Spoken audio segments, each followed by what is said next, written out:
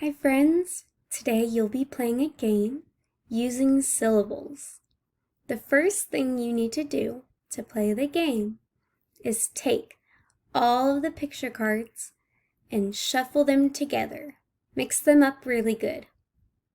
Then you're going to say the parts of each word.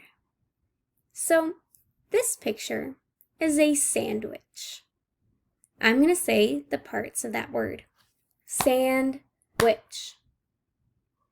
Then I'm going to blend. Right here it says blend. I'm going to put those words together. Sandwich. Sandwich. Sandwich is the word. Then you need to take that picture and cover the number of how many syllables or parts are in that word. So the word sandwich, we clapped out 2 times. So I'm going to need to put that picture of a sandwich over a box that has the number 2 in it.